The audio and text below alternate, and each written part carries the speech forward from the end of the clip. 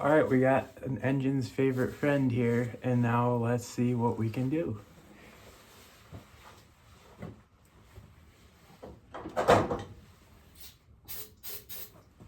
Squirt it on just a bit.